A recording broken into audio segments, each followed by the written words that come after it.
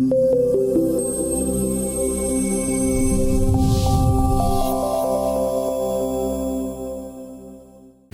good morning. Let's start today's session. The session is titled AI's Impact on the Product Operating Model, and it usually goes deeper than the AI conversations, right?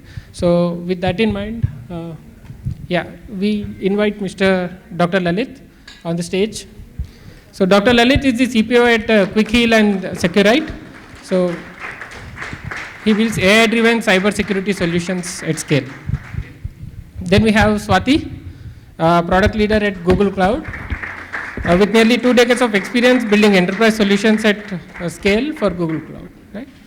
So then we have Deepti, head of product management at Lloyds Technology, with 20 years of experience with digital transformation across fintech and banking.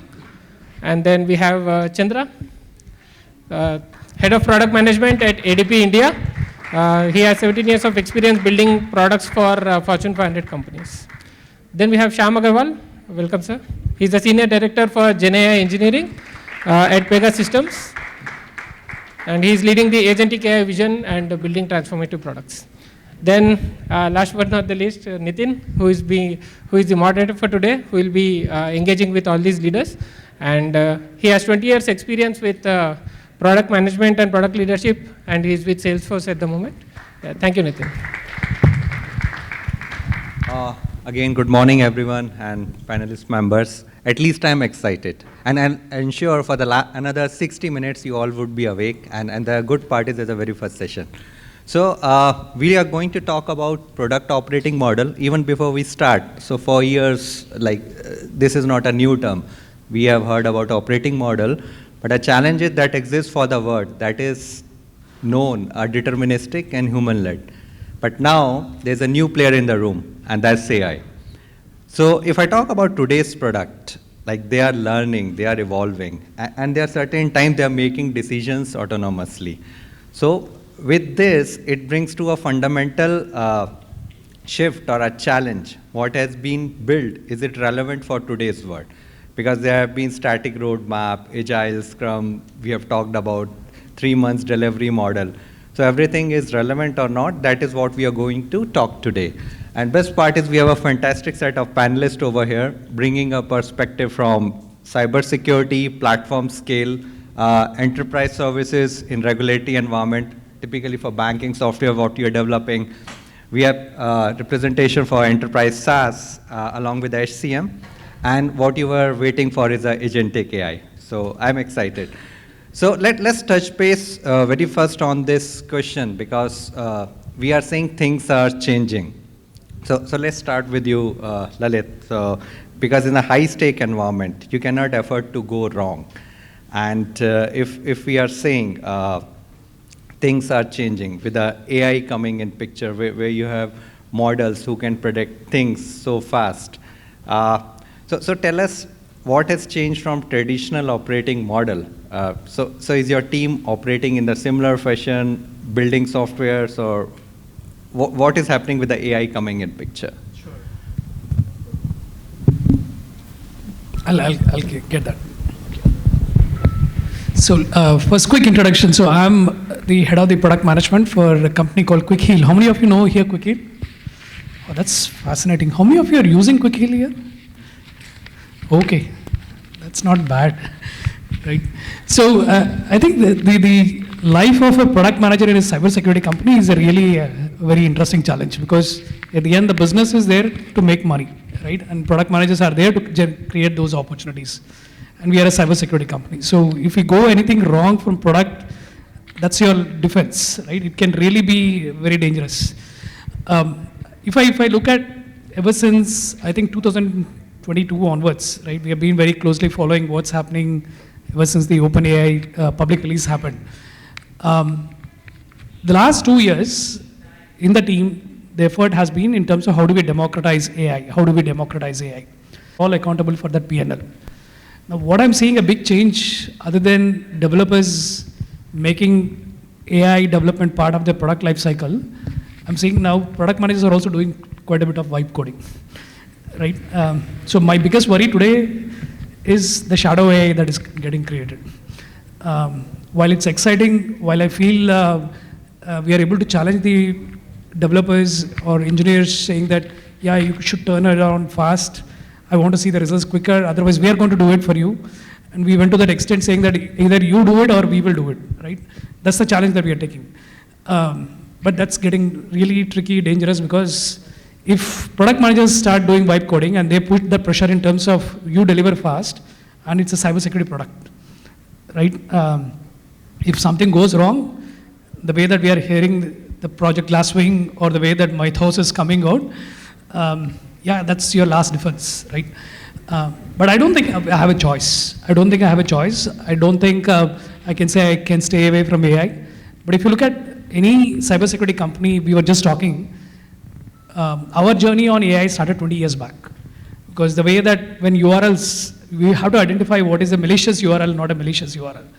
Every day we process about 1 million unique URLs, which is malicious or not malicious.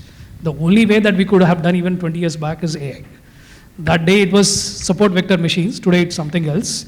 But the journey of AI in cybersecurity is so ingrained, there is no choice. The change that I'm seeing is, yeah, the worry is increasing. The worry is increasing because something going wrong and the impact that it has on the entire ecosystem. I don't know if you are following the last 2 weeks, the 2 large cybersecurity companies that went through an attack, right? One of their source code got compromised. Right, so that's, I mean, for a longer time we have been thinking cybersecurity companies are going to take care, and I'm sure that will be done. But yeah, the attack vector has changed from organizations, banks, to cybersecurity companies. Because once you get the door, you are inside pretty much. Got it. Thank you. Thanks for sharing that perspective. But one follow-up question. Are you seeing the existing product lifecycle management, has it been changed or the pace remains the same? No, it has changed. It has changed. I mean, I can't share how many people I had to let go here. But if I am saying that it's going to create a productivity improvement in the engineering teams, I obviously have to show it in my own teams, right? That's the bottom line I need to take. But it definitely helped in terms of how do you create your roadmaps, how do you do your competition analysis, how do you do in terms of getting your initial epics, what is the context that we need to do in terms of, I think the prompt engineering is becoming more exciting. Even the design part, right? The way that Figma is coming out with its own AI version, actually the designers are also getting, crunched, pressurized to deliver faster. So the product lifecycle, I think it took for us to launch a product in a year. Now with AI security, one of the products that we are trying to launch, I think if I can say, we will have few POC customers before the next big launch. Unlike, we launch and then keep doing the POCs. Okay, so it has introduced speed. Absolutely. Productivity improvement, quite a bit. Awesome. So as we are talking about AI, time to touch base on Gen AI or agentic AI. So a question comes to Shyam because you're very much connected to this. So there was a time earlier when we were building systems with a predetermined workflows, and now it's moving to a product like which can plan and act on its own. So how do you see a fundamental shift from that traditional operating model? Because now when you're dealing with Gen AI, I cannot be 100% accurate because there's a question of deterministic. So how do you plan things? Yeah, you can all hear me, right? So I'm Shyam and I lead the Gen AI engineering teams at Pega. And I think a very interesting question. In this age of AI, there is a mindset shift for sure. So we were always dealing with predetermined workflows. We knew after A, B happens, always, right? But now, if we are thinking of developing products in this AI-first world, our mindset needs to change. So we are now going to be thinking about defining guardrails. We are going to be thinking about defining the goals and themes with success metrics, right? So you are going to be allowing the AI to act as an actor, a skilled actor, and play within those rules, right? And you are also going to be planning for deterministic stuff. So you're going to want to build agents that are predictable. So you are now going to be testing them to see how much they are playing within your rules, within the criteria that you have set, and optimize for that. So the shift comes from thinking predefined to thinking the themes that you want, the outcomes that you want, and what would be the success criteria for each of them, and then tuning the agents, running thousands and thousands of experiments to see if they are acting and playing within those rules. And how do you build the observability to see if they are acting or not, and raising the alerts. So the thought is completely changing from, I want full control, and I want A to happen, then B and C, to I want to lay these rules. I want to lay this operating model and allow the agents to work within that and see whether they are following the rules or not. So this is a big shift that we are going to be seeing. Perfect, perfect. That answers my question, because we are talking about more constrained guardrails around it. Correct. So that brings to another question. If we take it to platform scale, and this is where, Swati, I'm coming to you, because in Google, you're in this platform team, because any change you're doing in a platform, you have a bigger ecosystem. You have a user, community, internal teams, partners. So, and in today's era, you cannot say you are not adopting AI. So if you're bringing in AI flavor, a lot of time it happens, products, engineers, and data teams have to collaborate, because what should be a next step? What's the next signal coming around? So how do you see a shift from traditional model, and what things you're doing in today's world? Yeah, I think this is a very valid question. So I'm Swati. I work as a product lead in Google.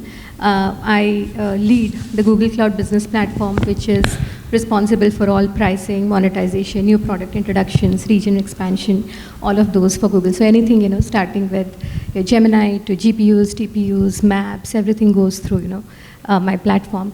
So I'll answer it, in two things. So I have this analogy that, earlier, let's assume, there is a train and it has to go in a certain track, and the success of that journey is whether that train reached its destination on time, on budget. I think with AI, the tracks have disappeared. So that's where we are. And there has been a fundamental shift in terms of how you are thinking about your roadmap, your product, and everything. So first of all, I think your 10x moonshot, your North Star becomes very, very important in this context, because you're no longer doing, I'll deliver 10 features in Q1, 20 more in Q2. It's not that. So you have to figure out, what your original North Star is, and you have to chase exponential goals. It's no longer linear. I'll give you an example. To bring up a new region, Google used to take 45 days to 90 days to just introduce the day zero products. With AI, we brought it down to 24 hours. So that is the kind of change you have to think about. I'll give another example. For people who understand CRM, right from leads coming into a system, to qualifications, to deals, to everything, there are multiple steps, between a lead coming in and a deal, getting executed and contracts being created. With AI, we are thinking whether you even need all those stages. Can you just bring it down to 2? So, you have to think about, and I'm saying all this because these are like, groundings that you need before you come to the operating model. The third part is, the whole architecture stack we used to think about for the last 30 years. You have a database, you have an API layer, you have a UI. That has vanished. It's all about models and agents and your MCPs and what's the RAG that you have, how do you keep things grounded. So, you have all of these changes coming in, and at the same time, the roles have been blurred totally. So you have now product managers who are much more involved in development. AI gives you tools for faster prototyping and everything, right? So you're much more involved in the development of your product. On the other hand, engineering teams, they used to be just responsible for execution. Now they have to understand why to make the right judgment calls. And what I've seen is, the time to build has increased, but the time to judge and make, those social judgment calls, that has increased, So you have faster execution, but in order to understand whether you have to go X or Y direction, that time has increased. And of course, design now comes up with new things like how do you build the human to AI interfaces? Ethical AI, explainability, transparency in those how do you fall back gracefully if you're not meeting, your standards or thresholds? So, and all of these have to be defined simultaneously. So, the entire relay that used to happen earlier where, product managers would do the market research and they'll come up with a list of ideas, features, roadmap. Then it'll go to designers, it'll go to data scientists, it'll go to development, maybe QA. That entire relay is now broken into simultaneous development where every stream has to do something and they all have to work very closely together. There are so many companies, I don't know if you know Anthropic and even like in Google and DeepMind, you don't have PMs, SWEs anymore. Everybody is member of technical staff. That itself shows that the roles are blurring like anything. And there, I think it becomes all the more important for everybody to have that fluency and literacy about what all of these things mean. What exactly is an MCP? How can you make sure you don't have duplicates? How do you have the right number of agents? Are you creating too many sub-agents? What is the architecture principle of your organization? Have you laid down rules? How do you tackle hallucinations? What is acceptable threshold for your products? If I'm just giving you summaries, maybe 85% confidence score is fine. If I'm churning out credit card information, 100% confidence score is what you would need. So understanding that language, irrespective of whichever discipline you are in, becomes very, very important. So I think as we have moved into this AI model, what I've seen is, everybody gets involved right from the beginning to the end because, you don't know when you will hit your exponential rate. Got it. Thank you. Thank you for the insight. So if I summarize it, there's a commonality of speed of execution, but what exactly you want to invest it, that is taking time. And the second is there's a blurred line between different roles. Like somebody sitting in product management shouldn't think about, hey, my job is to write user stories, PRD, engineer, you have to execute it. Why not? I can develop a prototype. Okay, that connects back to in the second half we have a session on prototyping. We can talk about it. And you touched about the latest things around MCPs and all. So over tea time, if anybody have any queries, so we can connect again, like where the world is evolving. Because now we are talking about, we are not building products for humans only, because earlier they were human-centric. You see typically for the UX, they have this interaction layout or how the interfaces are being designed, the information is being laid out. Now we are talking about these products should also be built for the agents, not only the back end, even the front end. We'll touch base more on this. We talked about guardrail constraint. We talked about platform, how we can scale it. I want to make it interesting. I want to scale it, but in a regulatory environment. And here I come to you, Deepti, because we are talking about at the enterprise grade, but a lot of regulation, compliance, and risk are there. And world is moving towards AI. And I'm pretty sure, like you'll be in your company, you'll be adopting AI. But how you are balancing between innovation and AI adoption, and how things are changing in that traditional operating model. Thank you, Nitin. So very interesting phase, I would say we all are in, that where we have a more disruption market. One question to everyone. So how often do you feel that your SBI bank or any bank where you have loans or you're interacting can be as fast as you communicate with Netflix, Amazon, or Google and give you suggestions? All of you? Yeah, so I think that is the expectation. So as a customer, we feel our fintech services, they should be in similar pattern as what we expect from others. But if you see within the fintech, I would like to discuss the challenge because that will drive a lot of conversations which we'll have going forward. So if you look at the finance systems or regulations, we are around 100 or 200-year-old banks. So be it Lloyds Bank, be it HSBC, be it JP Morgan, be it SBI, anyone. So when these banks, not Indian banks are not 200-year-old, they are still little new, but these banks, they have systems, those who have been in place for years, and legacy systems. Now, when we talk about the customer experience, which is day by day exploring as a power of 10 or 100 with AI, we have to see how we can match up that speed along with not impacting the money of the customer. because ultimately we are owning their money in our banks.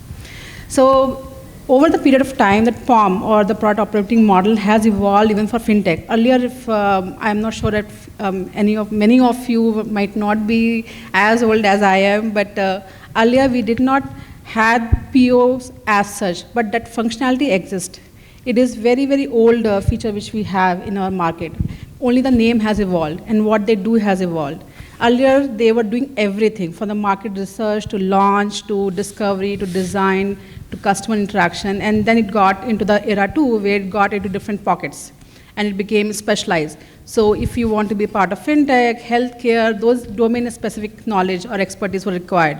And then it became the pod model when came the next era, where we thought, okay, now with the more and more cloud coming in and more disruption coming in, we wanted to have a group of expertise combined together. So let's say data, engineer, product came together.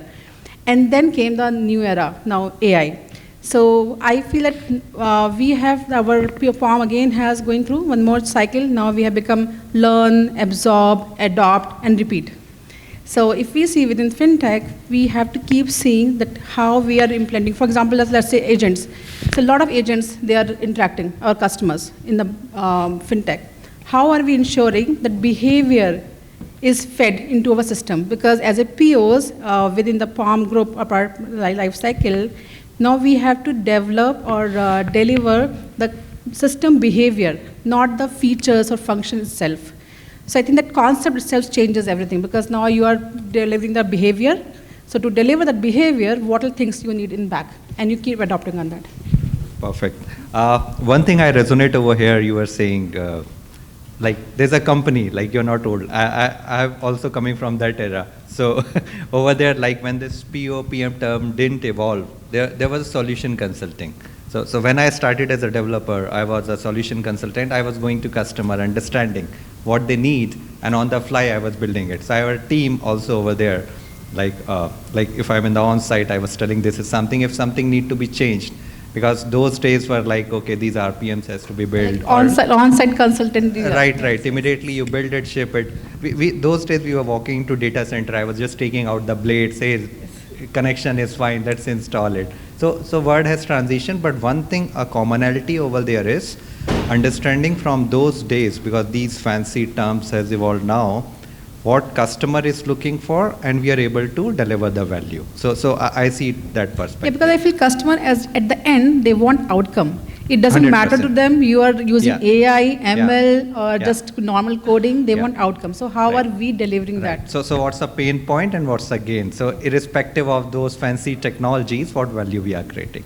Perfect. So that brings more to customer centric. So I'll move to Chandrasekhar, because when we talk about enterprise SaaS and HCM, though AI is coming in, so how much AI flavor you are seeing is influencing, because customer adoption is a must, and you cannot tweak certain parts because, hey, AI is there, let's bring it in. So how you maintain that balance, and how that traditional operating model, if something has changed right from development to delivery, or some signals which are coming from customer side, you instantly take those, and should I roll out something with AI? Yeah, quite loaded question. Good morning, Saturday morning. So first of all, I am from ADP. Hopefully everybody knows what ADP does. We are a human capital management company, and primarily known for payroll. We have been doing payroll for last 77 years. We have around 40 million customers with us, 40 million users with us, and which means a lot of data. It is a lot of sensitive data, because we have payroll data for every customer. And not just payroll data, we have HR data as well, which means we know their dependents, what role they are in, what are their aspirations, pretty much everything about a person.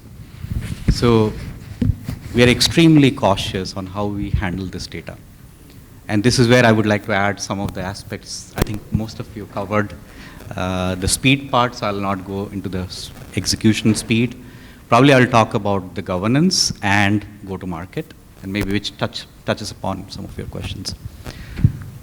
Because we handle so much of data, I think we are being extremely cautious in terms of how we use this data when we roll out anything which has AI capabilities to our customers.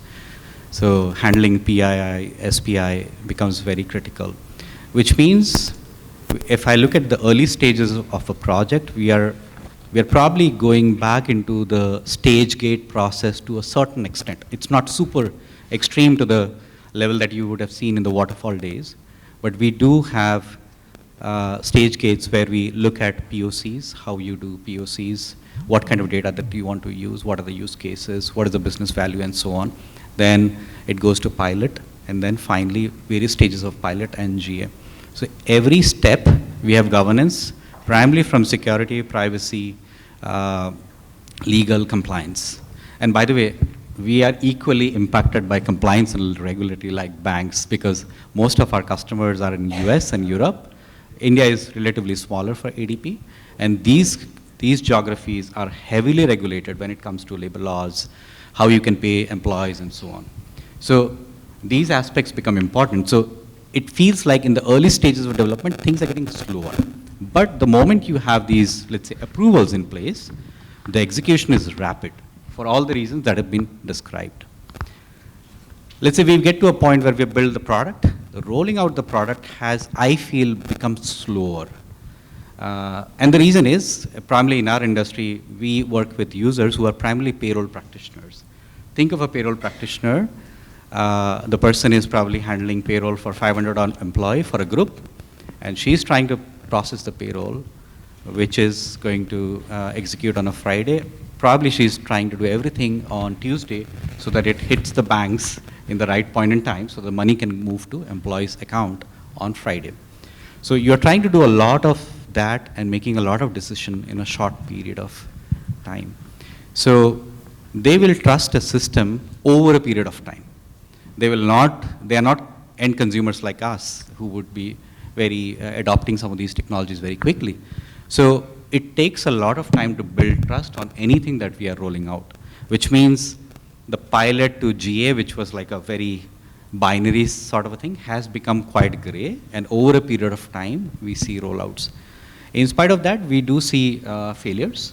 Everything which is going from pilot to GA, maybe the ratio earlier was maybe 80%, 90%, 70%, depending on which product line we are talking about. Right now, the ratio has come down significantly. So we have seen situations where we have gone to pilot, we saw that the adoption is pretty bad, and we are incurring a lot of cost, and we had to roll it back. So, which means we are experimenting also quite a lot in terms of what would work for the customers. So I don't know if that helps.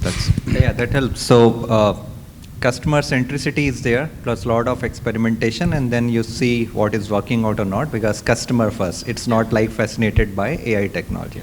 Awesome. So so now time to ask really hard questions, because all people are sitting over here. One thing I want to touch upon, you mentioned about data, right?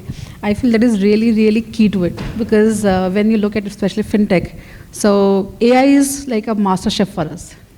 And if in a kitchen, if you send master chef, you want to give proper ingredient, all the top class amenities, all the top class setup kitchen. You cannot expect master chef to create something high level of dish with the missing ingredients or with the missing setup. So data for us is that critical. If we do not have proper data in our system, it's like garbage in, garbage out. So even if you use the AI, nothing happens. Yeah, and trust me, everybody would resonate. Data is something all business works and carve off way forward, because either you talk about B2B or B2C. Even you say B2C has more dependency on data, because directly you are not talking to these people. Even in B2B companies, though I have direct customer, but I would have one or two connects. But holistically to check, yeah, data is a secret sauce to move. Okay, so let's start with some tough questions, because all these people are sitting over here who influences the product direction. And we know in this AI era where we were talking about, there's some ambiguity around AI-led products. Plus, we have to see for psychological safety in experiment also. If I'm trying out something, if I'm asking my team, I'm giving a direction, something to do, what if it didn't click? So in this, so why not, let's start with some real-time examples, like you have been trying certain things. there cannot be a success always. If you can share with all the audience over here. So I'll start with you, Lalit, because cybersecurity is something, as I said, you cannot really afford to mess up things. Because even if I talk about banking, so everywhere cybersecurity is like it's playing a role over there. So let's say if there are certain signals or false alarms, like you cannot act too early, but you cannot afford to be too late in the game because it would have some serious consequences. So now in this AI world, have you been in a situation where you were like, certain things can be managed by AI or not, or what calls you made? Sure. So I'll just take one product portfolio that cybersecurity companies have it. And it applies to a lot of similar situations across your organizations as well. So one of the product portfolio is called SOC, right? Security Operations Control. Probably all of you would have heard somewhere. The core of that is called SIM, Security Incident and Event Management. Right? What it is doing is from every sources of data that it has, whether it is your desktop, whether it is your application server, whether it is your web server, database server, events of interest, security events of interest come there, and we do a correlation to see is there any anomaly, right? And the moment you are logging into the machine, you know there are so many events generating. And security events are also definitely more, right? The way that you type, the time that you take to access the first icon, right? Probably there are areas of interest there because there is some user and entity behavior analysis that needs to happen. Is it you or is it someone impersonating you? Now, trying to get all that into some common platform to do analysis or correlation, obviously there is no way other than AI. There is no human that I can put, and it's not always the rules, right? The way I behave, the way you behave is all going to be different. It has to learn, then it has to identify if there is any anomaly. One way is I can just leave it to the AI model and say, yeah, you identify the anomaly, and let's see what happens in terms of the controls that you have to say. The control could be just isolate that machine or plug it out in terms of the access to the internet. But if I start doing it, it becomes dangerous because it could be the CEO of the organization. Right? So what we have seen is we don't have a choice. We had to adopt. We have to adopt in a way that actually is putting load of the agents, there's individuals who are actually monitoring those incidents or the alerts. So the false positive rates have tremendously increased because one, we are depending on an AI model which is not deterministic. Second, we want to make sure that we are not losing anything in terms of correlation. So data has increased. She was asking the importance of the data. I think the data has increased for us. Volumes, the number of phishing emails for us has increased by almost 1,000%. The way that we used to see earlier versus now. But the human intervention in this way has increased, unfortunately.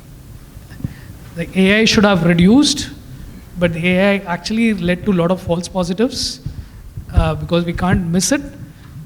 The analysts who are putting those eyes in terms of seeing whether that's a true positive or a false positive, that workload has increased. And obviously that leads to alert fatigue because they're seeing so many false positives and they miss one, they're gone. Right? I think it's a dichotomy, right? Whether I take this or not take this. If I take this AI, I will not be relevant in the market. I will not be able to do that correlation. But if I adopt, the alert fatigue. Right? So it's a fine balance that we are trying to strike. It's a continuous learning. I don't think I have one perfect answer yet.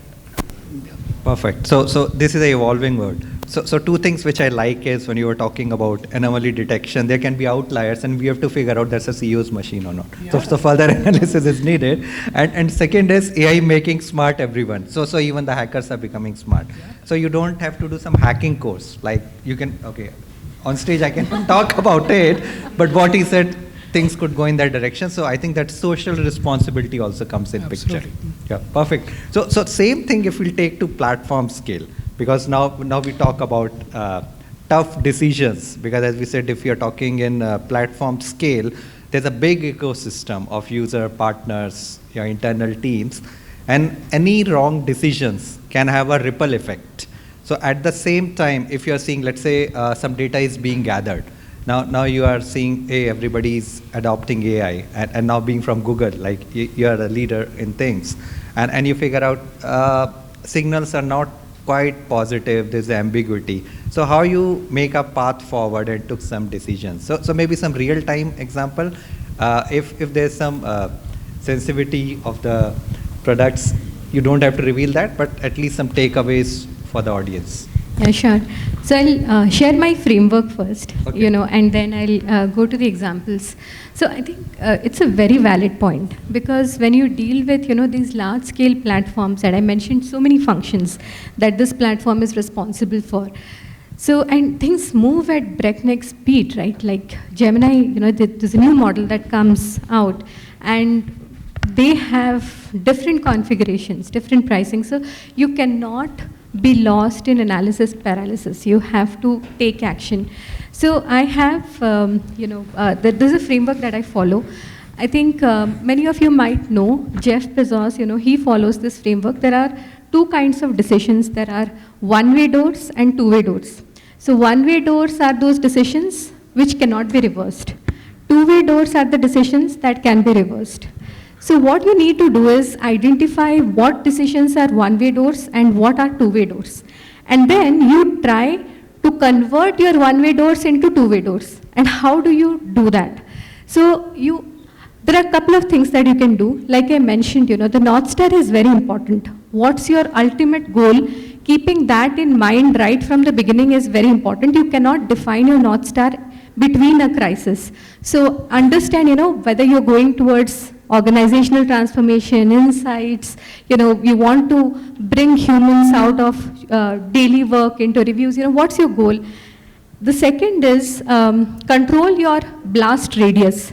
So when I say blast radius, if you're not sure and you have to take action, don't do everything on day zero. Maybe launch in select geographies. Maybe launch for a select few customers. Do a private preview. Go for a slightly longer public preview. Don't go GA on a certain product. And the third is understand the trade-offs. Very, very important as a product manager. I've had situations where you have to trade off between maybe developer productivity versus user trust. And then you ground yourself to the principles. What is most important for your organization? User trust and security are most important. So if to persist that, you have to let down developer productivity for some time, it's okay. Take those hard calls. I think these are things that the PMs can do, because you have the entire, 360 view of, your situation, your goals, your North Star, your organization, everything. So I think, these are, and things like trust, it takes decades to build, it can be lost in an instant. And once it's gone, it's very hard to get it back. So I think keeping some of these principles and frameworks has been very helpful. And there are things that I deal with, like pricing, we have AI recommendations for pricing, but is a 95% accuracy enough? I've had scenarios where a unit difference, it kind of, brings down the pricing by 1,000%, or it can, flare up the customer invoices by 1,000%. And if tomorrow Anthropic gets an invoice which is 1,000% of what they were expecting, you don't want to run into those kind of situations. So there, I think keeping these frameworks in mind, make calls. I'll not go into details, but make calls around, what are your trade-offs? How can you limit the blast radius, and what are your moonshots or your North Stars that you have to stick by? Because at the end of the day, like I think Deepti also mentioned, everything is outcome. So, keep that in view. Perfect. Awesome. So takeaways, trust is number one. Even though you are in developer productivity, you cannot compromise on it. And always we have to see for trade-off. And like the analogy of two-way door or one-way door, and we have to be cautious. If we are seeing we cannot come back, so cautiously we have to take a decision. We shouldn't be fascinated by, oh, AI is there and we have to adopt it. And that brings to interesting thing. Let me put more guardrails around it, then I'll come to Deepti because regulated environment. I know Chandra's is also regulated, but always when I talk about banking services, I like asking questions. Over here, like innovation has to be driven within the company, but at the same time, you're seeing AI adoption should happen. So again, you were like in a certain situation, I have to, for sure, compliance risk, you have to take care of that. At the same time, you have to adopt AI. And there are tough situations. Signals are ambiguous. Should I adopt certain things in using AI or not? So some examples if we can share. Like, what gave you a courage to take that path, and for sure securing compliance and risk is being taken care of? Sure, Nitin. But before that, I like two words really, like trust and ethics. Sure. I think that goes across all the industries in respective of what domain of platform we are. And one question again to everyone. So if you go to the chat GPT and if you type that I have a car wash just 100 meters away from my house, what is the fastest route to go there? What will it type? It says better to just walk, no need to take the car with. So that is the situation I think as a fintech we are dealing. Now in this situation, imagine if we trust that decision and that car wash is my customer account and that path is the agent. So I'm telling agent, you just go and do the wrong transaction and come back. This basis on the trusting of response. So I feel that is a challenge which we have with AI, especially in fintech, but it's very ambiguous. It says this is likely to be the solution. Now, it gives more responsibility, accountability on POs to make the what right decision and what risk appetite we have and the opportunity cost. So I cannot give specific examples, but I can tell you that what other use cases which we encounter. So for example, let's say that we have different kind of authentication, authorization, right? And based on the customer agents, whoever is interacting, we want to step up or step down our authorization level. How do we know that that agent is doing the right one? And we have to interrupt in between. So human has to come in between and interrupt. For example, let's say if I am on behalf of the customer, I allow the agents to do some kind of transaction. Up to what limit can they do? Where we have to interrupt in between. Where suddenly it becomes some ambiguous because compliance or fraud in market, they are live, right? They go real time. So when we set up the agents or the transactions, we have to be real time on our toes to ensure that. Perfect. And everybody loves money. Nobody wants to lose money. and that's the right thing you mentioned about it. So what you're saying, even though we are adopting AI, there's a human in the loop. So it's not like an autonomous agent which is going to my ICIC, transferring to my wife account, and later on that results in a big fight. Who transferred it? And it is there in other industries as well, control industries, for example, aviation. So a lot of aviation systems, they are automated, but it's still at the end, pilot is done by nowadays robotics and all that, right? But it's still doctor has to at the end validate whether it's right one or not to go ahead before the treatment. Perfect. So it's more like it's gathering, it's helping you to get an insight of all the information, then human is sitting over here to execute it. Yeah. So to ensure that it's executed and pays with the controls. So human has to take that action finally. Perfect. So now let's coming to agentic AI, because I'm slightly shifting this, because one way we are saying autonomous agents are coming in picture, and just now we discuss about regulations and we want human in the loop. So I want to ask this question to Shyam, because now we say world is moving towards autonomous agent. Earlier we were building systems like accordingly it should take decision. Now systems are self-sufficient in the autonomous world, where they can plan, act and take decision. So where we have to maintain that fine balance, and somewhere you have to think of this control I should give to a system or this should not, provided all these guardrails are also in the picture. Yeah, I think this is a very interesting problem all of us face, right? So we at Pega, we have some of the biggest governments in the world, some of the biggest banks, Lloyds is our customer, right? All these enterprises, like, be it healthcare, you cannot make mistakes. You cannot afford to have mistakes. You need to be deterministic, right? For instance, if a government is your customer and they are using your application to process visa applications, what is the deterministic percentage you are fine with if you have a 90% success rate, are you fine with 10% people being rejected visas for no deterministic valid reason that you cannot explain? If you have a healthcare, a hospital, using your application to determine if a patient needs to be admitted to an emergency or not, and you have a system which has a 90 or a 95% determinism, and you have 5% cases for which you cannot explain why you could not admit them, would that be fine with you? So I think industry to industry, even a 95% success rate may not be good enough. And the challenge you are going to face is that as the models get better, they are going to give you an illusion that they are deterministic. You are going to try a lot of samples, and a lot of them are going to work. And you're going to feel that now I can trust this agent. But that small percentage for which it doesn't work, and today we are not even in that small percentage.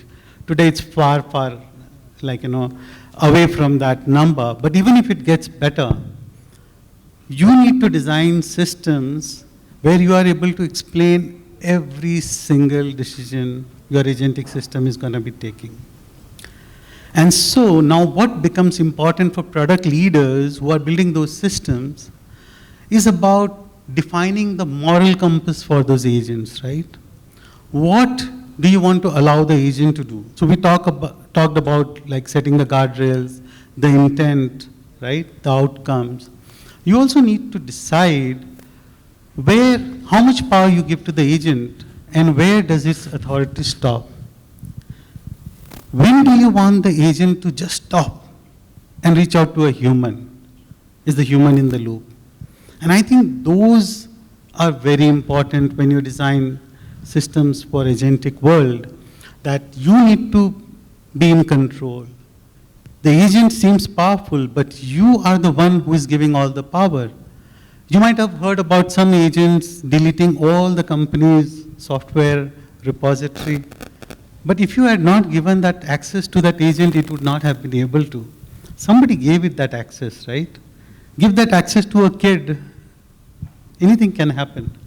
So I think it is about, we are seeing very powerful technology in front of us, and with power comes responsibility. I think you need to be responsible when you are designing those systems as to what is the access control, what is the authority, where does that authority stop? Right? And how do you maintain a traceability of what happened, why, when, and how do you, because you are the human and people are going to come and ask you, why did that happen? How would you explain? So are you prepared to explain that? Are you designing a system that allows you to do that? I think that's going to be very important. I really liked it. So it's more about maintaining a balance. Like I cannot say because technology shift is happening, I can give complete control. So it's more like depending on the domain and critical workflow, as a human has to decide how much control an agent should have. And then wherever it's needed, gather the insight and then take the action. Perfect. So let's take it further to, yeah, sure, please. So I think one thing that we started seeing is obviously non-usage is not allowed, right? You just have to use it now. That's the way that we are all working. In our user stories or epics, the way that we started seeing is privacy has become one of the biggest concerns, because the moment you are starting bringing data, and obviously that has PIA, and you're training those models. A lot of you would have seen this movie Lucy, right? Human brains don't forget, so models will not forget. And the compliance requirements have increased. One of the India DPDP Act talks about user needs to have access to, say, delete my data. Now you can forget my data because I'm not your customer anymore. Now this data is used to train the models. What does it mean now? Because the user is not anymore your customer. The data principal is not anymore your customer. You use that data to train your model. Now that guy is saying, forget my data, right? So I think the compliance requirements have increased in terms of those guardrails. So in the Jira tickets now we are talking about the moment you're capturing PIA and obviously you have some AI model, are you doing the impact assessment, data principal impact assessment? What does it mean in terms of putting the right guardrails so tomorrow that guy says, forget my data, I have a way to go out, right? Now, with Gen AI, it becomes really tricky because there is no easy way of retraining the model, removing that record, right? So, yeah, I don't think we have all answers, but definitely that's the challenge that we are seeing around the guardrails. Yeah, please. So I have a slightly counterpoint, like not to you, not for you, but I think right now we are at a place where human in the loop is very, very essential. I think the models have come a long way. You know, if you think of it, it was just 3 years ago that we had the first tweet from Sam Altman, right? That GPT, whatever version is live, and see how far we have come in 3 years. And if any of you would have seen the interview of Sundar Pichai recently with Time, I think the models are getting to a place, or maybe in a couple of years, where human in the loop will become less and less relevant. So when as PMs we have to be forward-looking. I think you design obviously for systems that will work today. Human in the loop is completely essential for many workflows where we are essentially replacing deterministic logic that used to exist. But also keep your eyes on how fast things are evolving. What will happen if you get to a certain confidence score? Are you okay to replace the human in the loop there? If you replace, what's the fallback? How gracefully can you fail? Can it go back to the deterministic loop? So I think, keep thinking about, some of these next steps also, because we'll get there. Very soon we'll get there. Yeah, perfect. That's a good point. I always like this human in the loop coming in. And as you rightly said, with models evolving, there'll be less need for human in the loop because predictability is increasing. So as we are seeing, all these LLMs are being trained on public data. But if I want something specific of, let's say, a healthcare domain, so now I know industry is also moving towards SLM. Let's say if I have a model, I train it specific for the medical data, then accuracy would be faster. So once we are going in that direction, I think the need for human in the loop, because we know what we are asking for, and this guy also know. I'm not supportive of things because I'm using generic LLM model, they don't know this information, I'm plugging in some RAG systems, somehow feeding in the context, that will keep on improving. Yeah, perfect. So I think there's one thing which audience would be interested in and excited to be in, how they can be in the same position where you are. So I'm not saying to replacing you, but in the equivalent position. Let's say how AI product leaders think. Let's say if somebody is aspiring to be an AI product leader, let's say 2 or 3 years down the line. So what's that unique quality you would see? And I would ask each one of you of this, and please give one takeaway so that these audience are like, okay, if I want to become like Lalit, definitely not replace Lalit. Then no, I'm equally looking forward. then what qualities I should have? So let's start in the cyber security world, because over there you always have to take a tough call with all these anomaly detections, AI coming picture, you talked about it. Once the softwares are maturing, still you want certain controls. I don't want to give it to the software or to the AI, because this should be a human judgment. And as an AI product leader, I should always control this. So what's the quality you'll be looking in a futuristic AI product leader, which is non-negotiable in this domain? Very interesting question. So if you're looking at replacing me, I think the domain of cybersecurity is very interesting, right? So one of the key things is continuous learning, right, and being up to date of what's happening in the entire world, because something that could be happening in the corner of Papua New Guinea could happen in India also, right? Because it just needs that one port to be opened or one unmanaged software to be available, right? So anything happening in the world can impact your organization, your PC also. I think that learning is important. Continuous focus of what's happening is important. But if it's more of AI product leader, I think technology is always, I have a very optimistic view, right? I have a very optimistic view, and I'm sure it's going to improve the overall business landscape. It's going to make us all make more money. I'm sure it's going to make us all more productive. And I think, I think it's going to be really exciting. Just be up to date in terms of what's happening from technology, right? I think that's little shift. What I'm trying to say is, traditionally, most of product managers, I mean, this is an ongoing battle that we all have, right? Do we want to be customer facing? Do we want to be in the street? Yeah. And how much do we want to be internally focused in terms of writing user stories or working with the technology teams, right? If I talk to my boss, he would say, be more outward focused. I think it makes sense. But I think with AI, I think both needs to be balanced. And I think probably, I think while you will have an understanding on customers and you understand their journeys, you need to be knowing what they are doing as AI use cases. I think being up to date on AI technologies is going to be important. Unlike as a product manager, I don't understand so much about what is serverless functions, microservices. I think that story will change with AI. That's my view. Thank you. So it's more like keep on learning, and whatever technologies we have to, AI is there to help us and take the right decisions, and then we can move forward. Perfect. So definitely we'll be opening a floor for Q&A. You guys would be thinking why this guy is asking all the questions. So we'll open up for common questions also. Just to conclude around, Rishi, I'm coming to you because now I'm putting you on spot. No worries.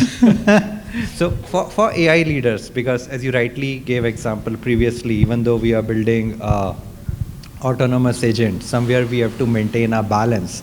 So from the lens of AI product leader, if you have to think what qualities AI product leader should have, because to maintain that balance and whatever happen, I won't give this control to AI. And these quality individuals should possess who is building all this. So you want me to give all the secret sauce for free over here? Or I have your number, we can talk separately. No. So I think this is a very interesting question, and I'll try to put this in a different perspective. So if we are building for tomorrow, the mindset has to change. So I'll try to put it in some words, right? So in the traditional world, you were a map maker, I would say. You were defining every path, right? And in the agentic world, you'll now have to become a governor. You're going to have to define the rules of the land. You're not going to define every path, but you are going to define the rules of the entire land. That's how you'll have to think now. So in the previous world, you were building tools for your end user, right? Now you will be using and building systems that act on the user's behalf. So earlier you were building tools that the users were using, your users. Now you are building systems that are acting on your user's behalf. This is a very big mindset shift.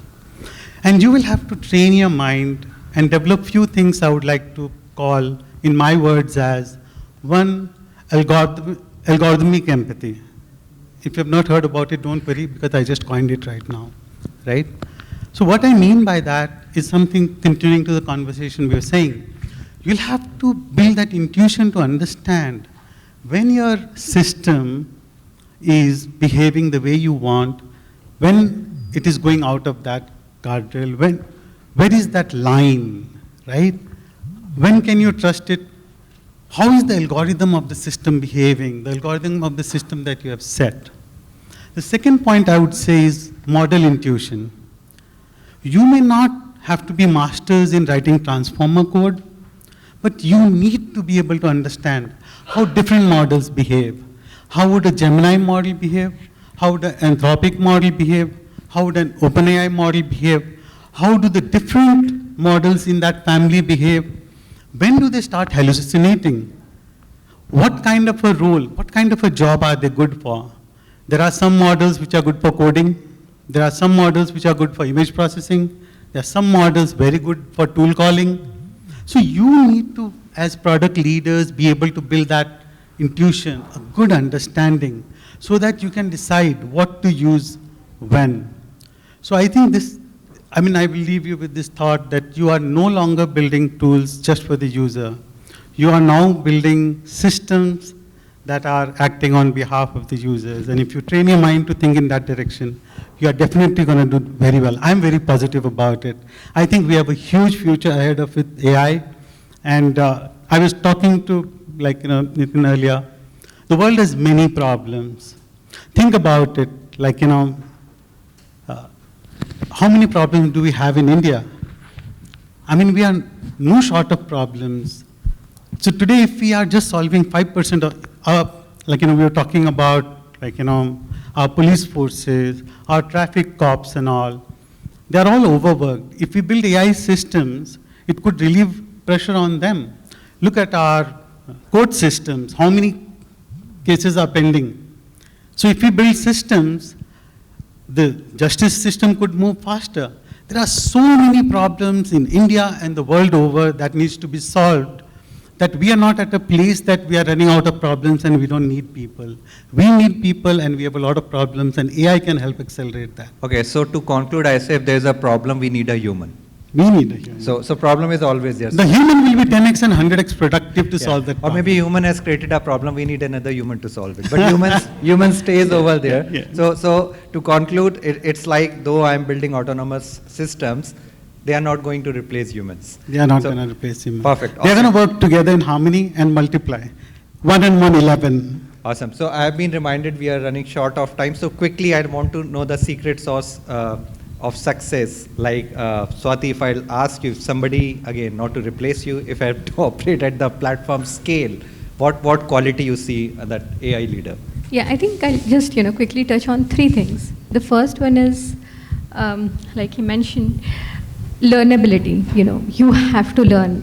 Today, learn about, nobody is an AI expert, by the way, right? Anybody who says is an AI expert has done some experimentation and learning in the last 4 weeks, and that will be irrelevant in the next 6 weeks. So you can always start where you are and keep learning, learn about, like I said, MCPs, RAGs, agentic architecture, hallucination rates, confidence scores, learn about all of that and figure out, how can, because AI is an equalizer, my VP, CEO, everybody is learning, we are also learning, it's an equalizer, but it's also an accelerant. So, use the benefit of it being an equalizer, but help, take help of it being an accelerant.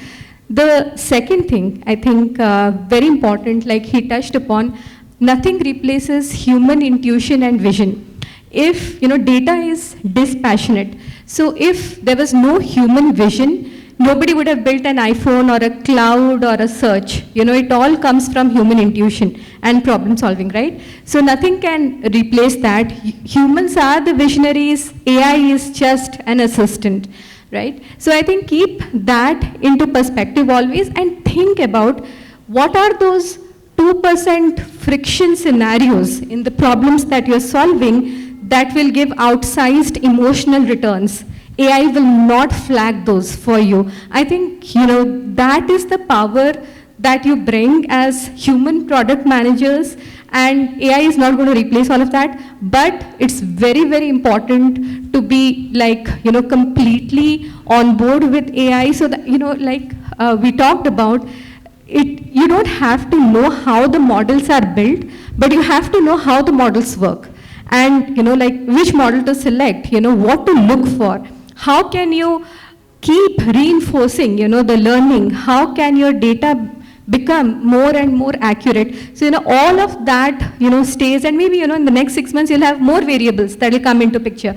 Once you have AGI, God knows, what we have to study next, right? But we are all learning together. Don't stay behind. Start today, wherever you are, be conversant, and I think it's a great equalizer. You don't need any technical background, anything for this. Perfect. At least a key takeaway is there are a lot of terms she mentioned, so you know whom to catch during tea time. So RAG, hallucination, accuracy, we'll talk to her. One last question, I'll come to Sekhar, because you're on this customer centricity. Like we all work with customer, but it's like around HCM and all.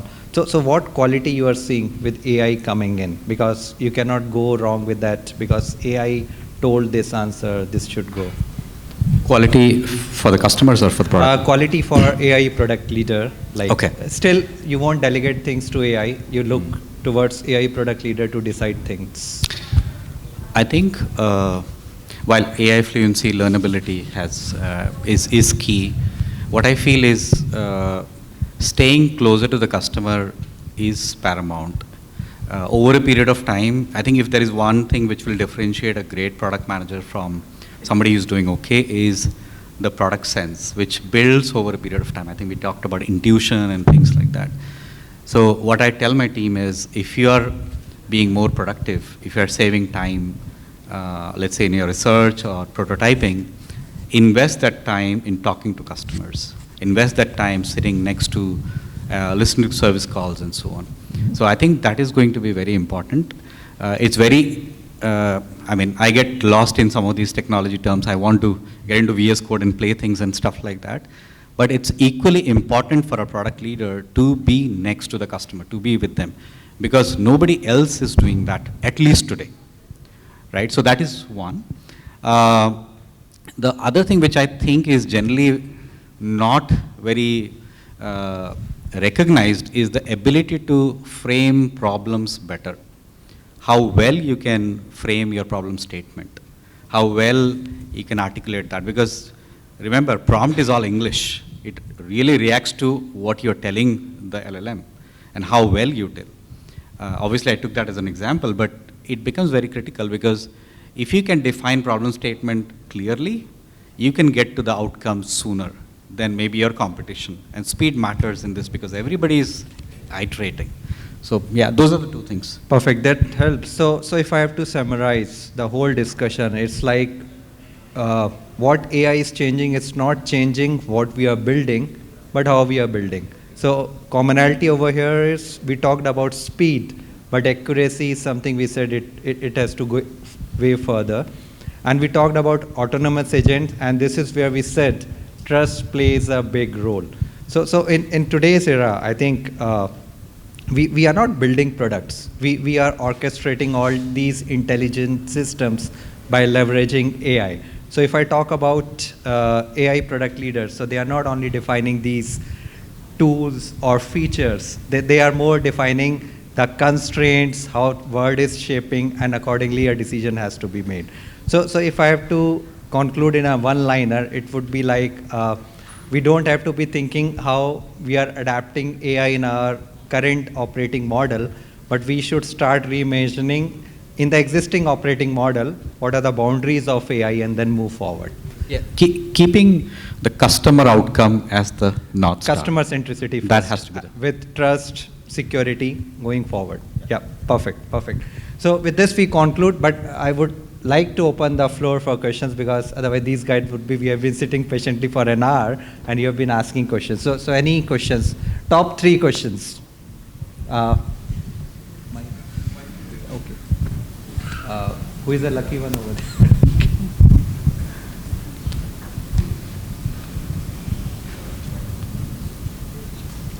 So while mic passes, I think one experience that we had is, at the end we are product leaders, right? It's AI is the additional.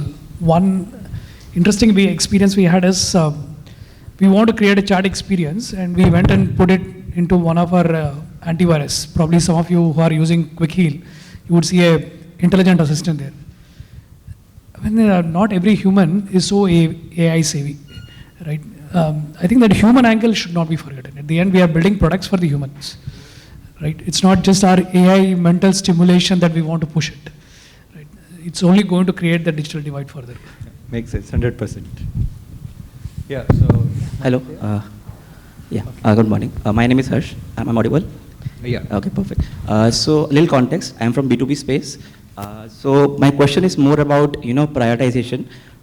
So, as a product manager, like 1 year back, when I was looking at the roadmap, the last 1 year, the roadmap, the leadership wants is 50% agentic, right? Something. And here the challenge that we face is, we already have some commitments on core features that we already are shipping, which are non-AI. We are already, our team, which was full phase working on the traditional AI models, which can't go away. LLM can't completely replace the traditional models. And then you have something which is, now with the advent of UCP and MCP, you want to be agentic ready. Earlier, you used to say, are you AI ready? Now it's agentic ready. So all these 3 swim lanes we have to tackle. Each of them have its own importance.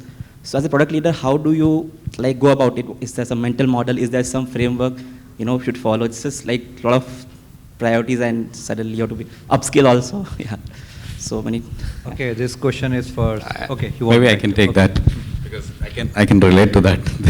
Somebody said static roadmap answer on, okay, this is the formula, mathematical formula, apply and you get the output. What we are trying to do, I think I can talk about that. There is a lot of push internally with most of the organization to have agentic capabilities out to the customer, because obviously everybody has to report to the street. We need to talk about that we are in the forefront of AI and so on. And in addition to that, the existing commitments and so on. I think what we are trying to do is we are trying to work around, so our core positioning from ADP product standpoint is that we want to be human first. So keep the human at the center, and which is what you would see all the time. So we try to work around that positioning. So if there are capabilities which are critically helping with the core role, which is practitioners and others, to solve the problems, those become more important. And if there are customer commitments, obviously you need to hold that, right? So we essentially keep the trust and the compliance on the one side, because that's our core differentiator. Product positioning wise, it's human. So try and balance between the two. It's not easy, it's very hard. Yeah. Thank you. I'll just tell you, what we're doing practically, just adding to what he said. I think it's a very common problem in all enterprises right now, right? Because everybody is used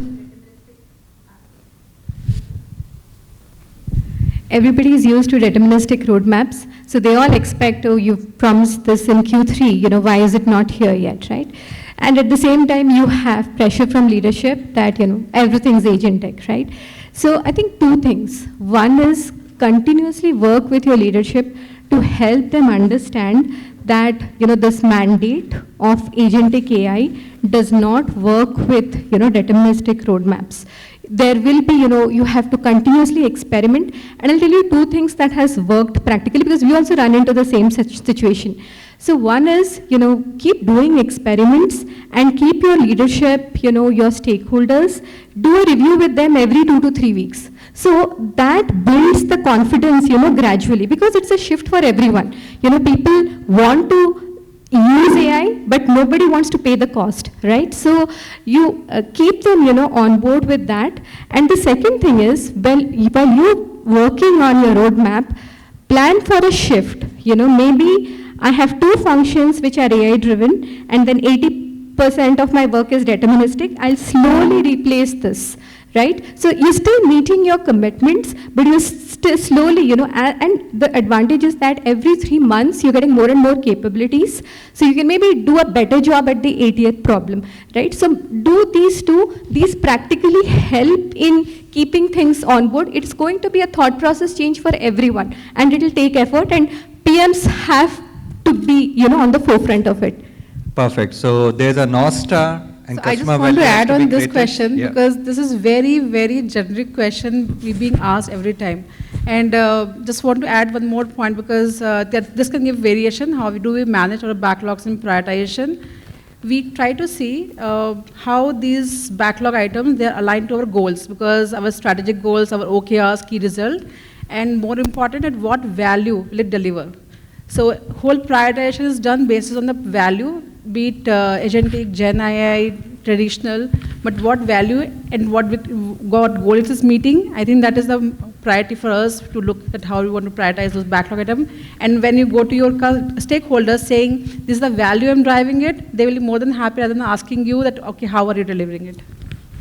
Okay, we can have one last question, because we are running out of time, and I promise you I won't allow them go. And we'll be catching over at the coffee session. Please feel free to ask more questions. So one last question, please. Thank you. Good morning. Good morning. My name is Akil. I wanted to ask us to move from deterministic to Gen AI or agentic. So do you have to move every feature to Gen AI or agentic?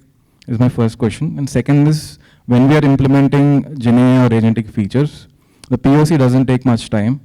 But implementing a production level feature, when I'm working with 10 large customers, takes more than 2 or 3 sprints to make it production ready. Are there any frameworks that you are following in your organizations to cut short this time to develop production level Gen AI or agentic feature? Yeah. These are my questions. Sure. does not mean it always has to be non-deterministic, right? So if you are building the products for tomorrow, the one thing I would say is you'll have to think different, innovate, and not imitate. Right now, you are seeing a lot of people do something, but they are not building solutions for the enterprise. But you are not among them. You are building solutions for the enterprise. And you will have to be able to think deterministic. In our company, we are, like Pega, all the clients that we have, they would want deterministic results. But they want AI to help accelerate the pace at which they are moving, to bring that convenience of being able to talk to a case and have it proceed instead of typing out things. How do you bring those capabilities, but still have that 100% reliance? So we have this concept that we call as like, using as much of generative technology at design time to figure out all your processes. But at runtime, you should get high speed, because that time you are not making as many LLM calls, and you are getting the perfect, expected, almost deterministic results all the time. Because at that point of time, the thinking is reduced. Every thinking is shifted to the design time when you are building your application, so that when the end user is running it, how do you design that system? That's the key. That would need some of the best engineers in the world. And that is what is going to make it really practical. Otherwise, at runtime, you expect a LLM to start thinking, and it's going to think for 30 seconds, 90 seconds, 5 minutes. You would have seen, the smarter the model, the more it thinks, and the more it takes time. And the amount of token cost, how much? Imagine you have millions of users, and each of them, you're making an LLM call, hundreds and thousands of time, the number of token cost and the bill you are going to incur. That is not a smart design at all. So I think you'll have to think it completely different. So runtime has to be more deterministic. Yeah, and 100%. Design time. Yeah. Perfect. Yeah, Sure. I know we are running out of time. One word of caution from security is, there's so much cool thing that's happening, guys, right? The OWASP, which is the top 10 vulnerabilities that are identified, I think it took a long time for web applications, mobile applications, APIs. But if you look at from AI/ML perspective, I think MCPs, top 10 just came in January, February, right? Which means you're deploying something, and I don't know what is the criticality of the business. If there is a product manager that the organizations are taking the business very serious, be extra cautious, understanding the security angle, the privacy angle of this, right? Not just for the sake of using a tool. That's the word. Thank you. Thank you, Lalit. So with this, we'll end this session. As I promised, everyone is here. We can meet during coffee session. And thank you all the panelists and the audience for being such a engaging conversation. Thank you.